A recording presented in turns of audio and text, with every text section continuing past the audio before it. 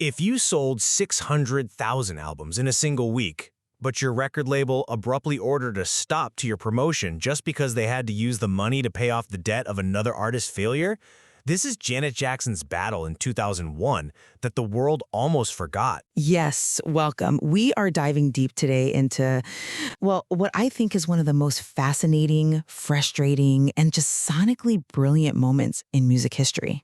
Absolutely. We are talking about Janet Jackson's landmark 2001 album, All For You. I mean, this is a record that absolutely defined the transition into the new millennium.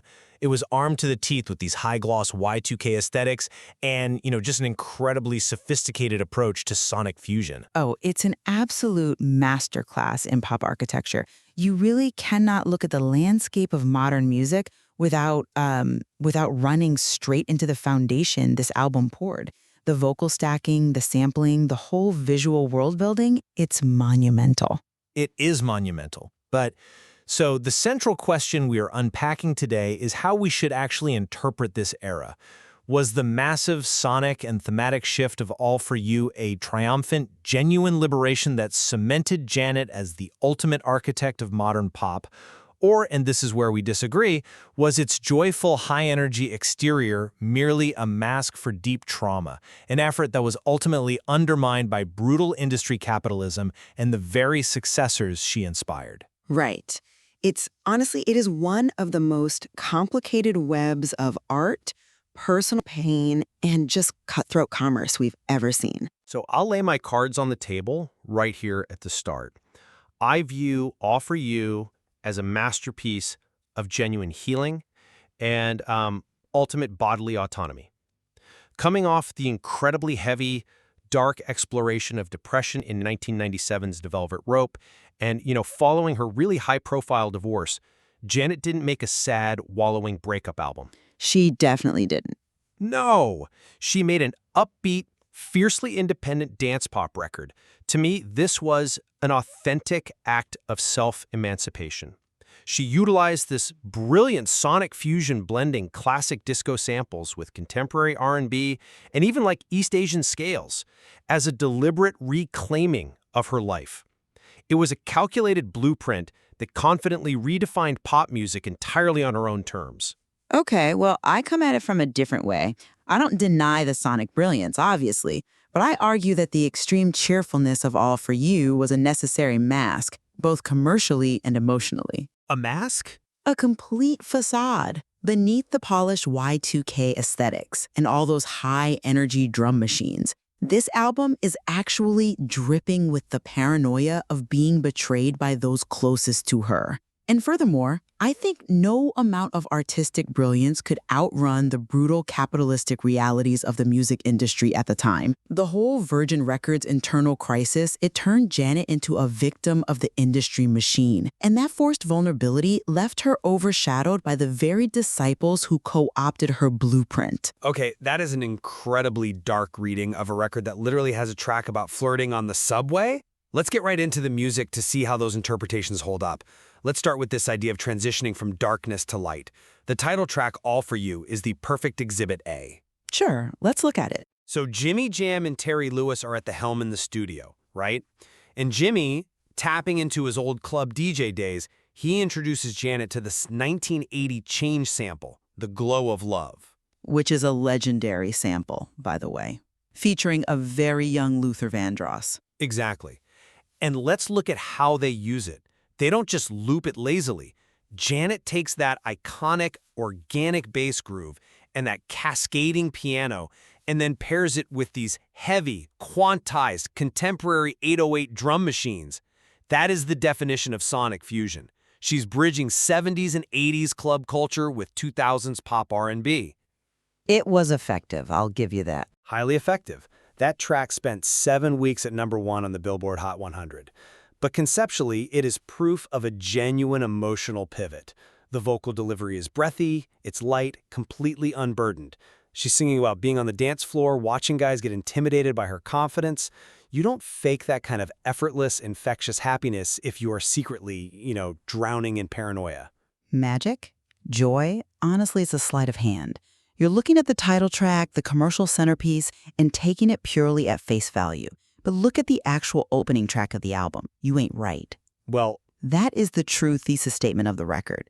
It opens with this bizarre, cynical impersonation of Fran Drescher, of all people, and then it drops into these piston-like rhythms and Blade Runner-esque synths. it is definitely a more aggressive sonic posture, but it's just one track. It's not just a posture, it's a sonic fortress. Let's talk about how that track functions mechanically. It uses aggressive, repetitive industrial beats to build a literal wall of sound. She's hiding behind the production. And the lyrics, it's a direct, vicious attack on an ex-collaborator who betrayed her trust. We're talking about the deep industry rumors regarding her former choreographer, Tina Landon. Right, which was a very publicized fallout.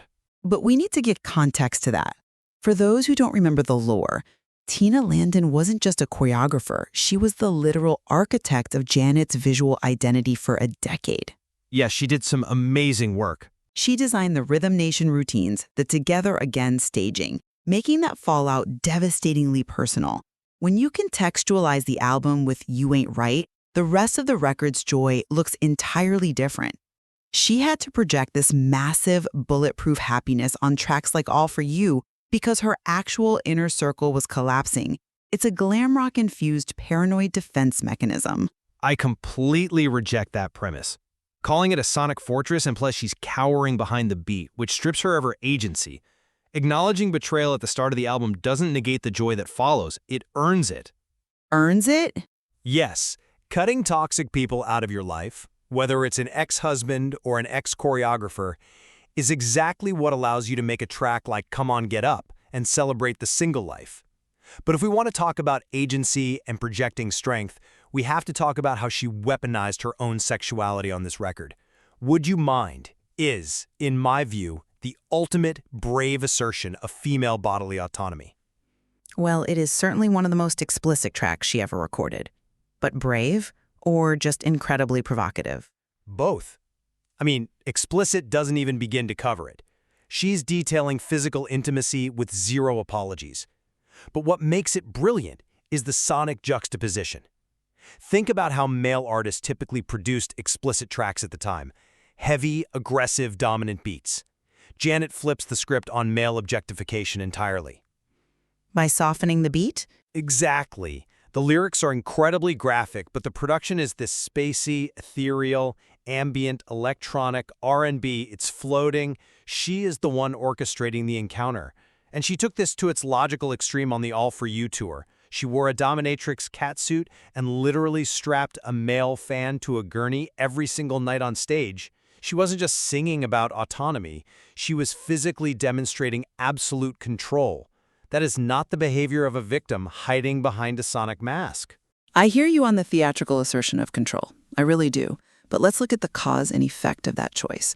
Reclaiming her autonomy in such a graphic way crossed a line that permanently damaged her commercial reach. How so? The tour was incredibly successful. The tour, yes. The album's life cycle, no.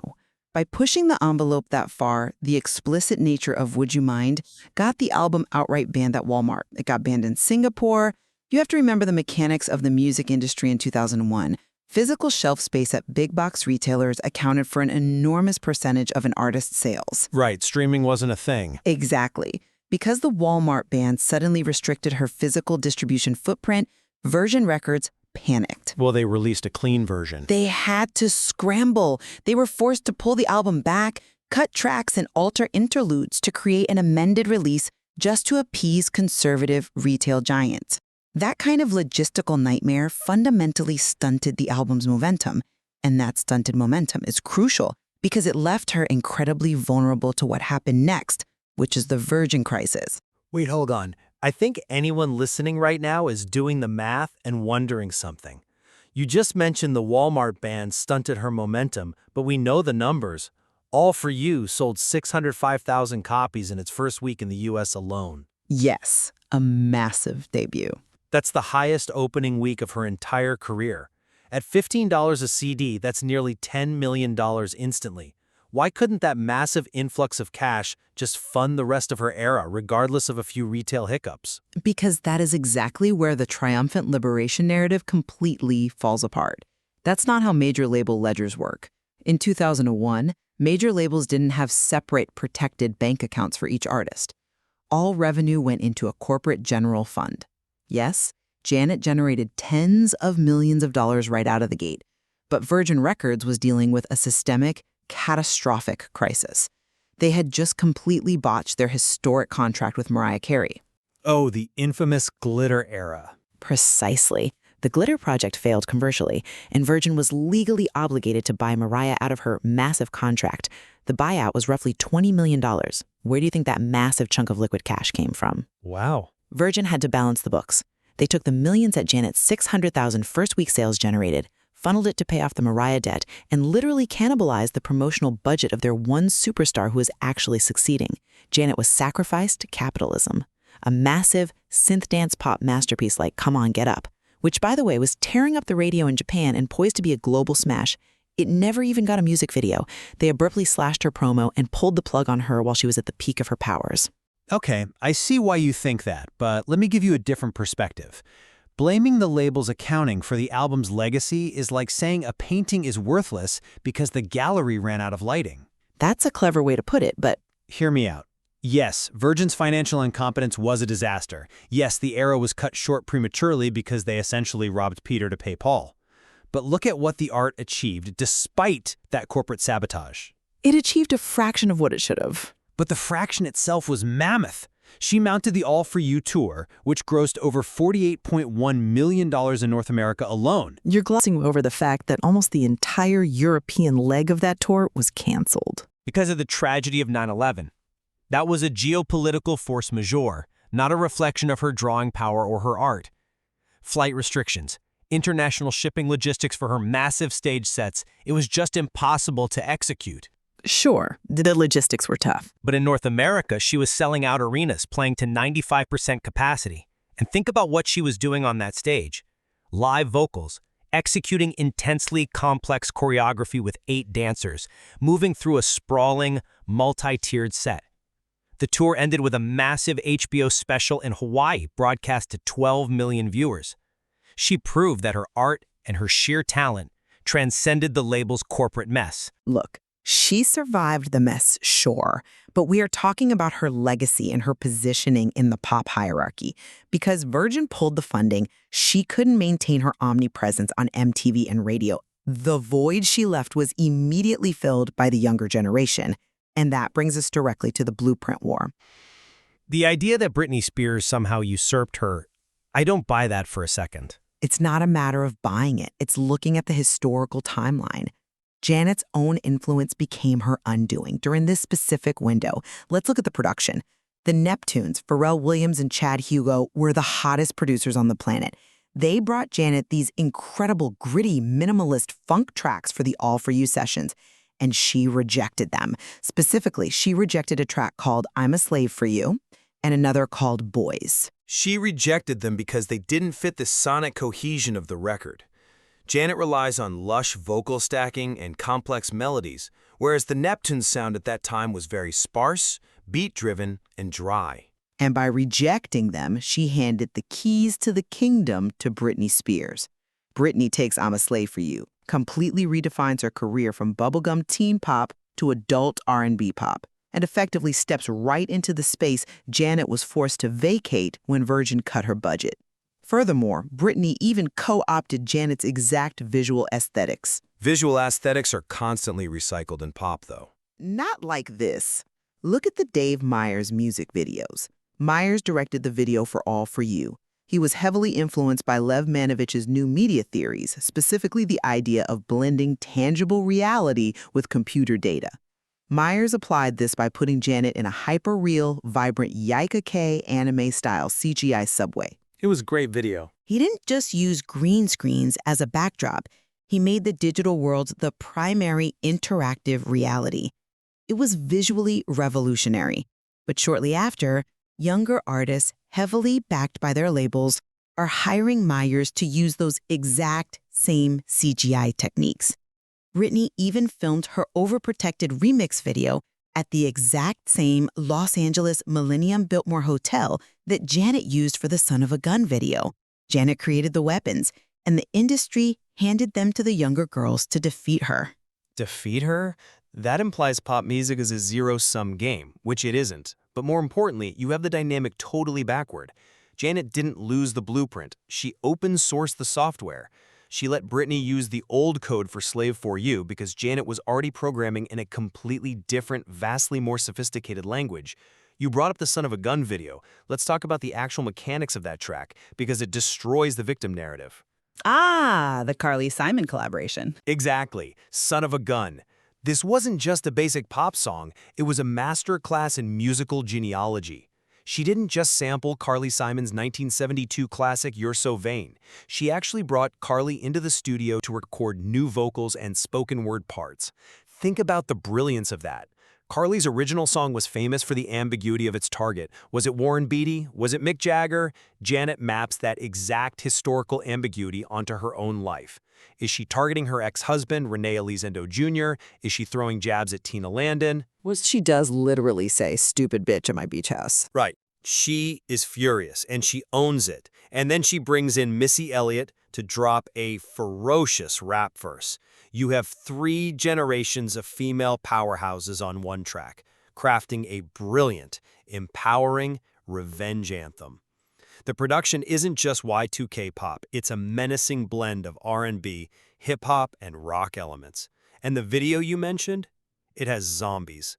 Swarms of spiders and Janet aggressively stalking the camera with a baseball bat. Does that sound like a woman who is worried about a teenager stealing her thunder? No, she rejected the Neptunes tracks because she was building a much more complex, deeply personal architecture. She was miles ahead of the competition. Sonically complex, absolutely. But commercially, let's look at the reality. Son of a Gun peaked at number 28 on the Hot 100. For Janet Jackson, in 2001, following a 7-week #1, that was a massive underperformance.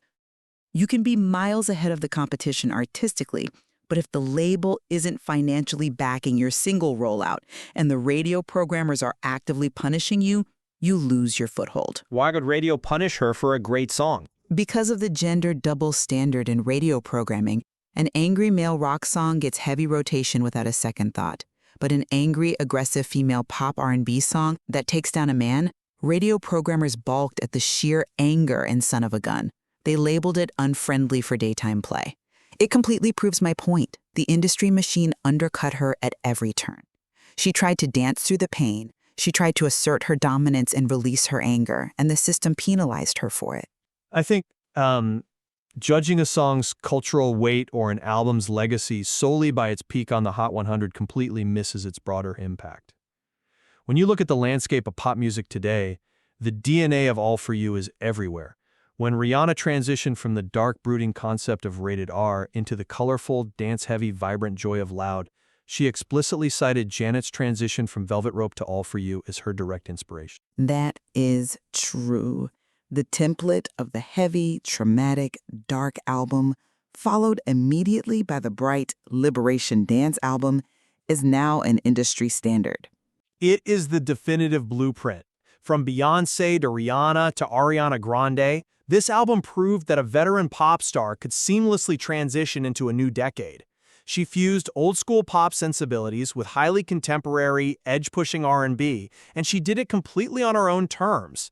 She integrated East Asian instrumentation on China Love, deep house, rock guitar elements on Trust to Try, and pure bubblegum pop, making it all sound cohesive.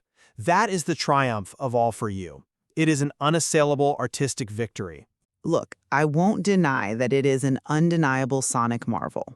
The production value alone, the dense vocal stacking, the sheer ambition of a 20-track album, it's breathtaking. But I maintain that we do a massive disservice to Janet's actual struggle if we only focus on the triumph. All For You is a tragic case study of a woman attempting to dance through the pain of deep betrayal. She poured her heart, her unapologetic sexuality, and her trauma into this Y2K masterpiece, only to have her efforts undercut by the ruthless financial politics of her own record label. She was battling an industry that was perfectly happy to take her 600,000 first-week sales, use the cash to pay off someone else's colossal debt, and then essentially turn its back on her. And yet, listening to it today, you don't hear the corporate failure. You hear the genius. I think both of our perspectives highlight one undeniable truth.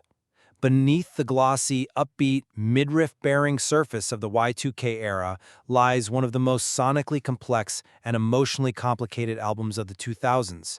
It demands far more respect and rigorous academic attention than it is often given. Fully agreed. When you look past the chart positions and the glittering CGI subways, you start to understand the very real, very brutal industry battles that artists fight behind closed doors. You realize that a flawless pop song often hides a very messy reality. Which is why we encourage everyone listening to go back and revisit All For You. Don't just skim the hits. Listen to the intricate synths, dissect the lyrics, and hear the nuances for yourself. Was she simply a gallery left in the dark by her label's incompetence? Or a master painter whose work continues to illuminate the pop landscape today? That's for you to decide. We'll see you next time.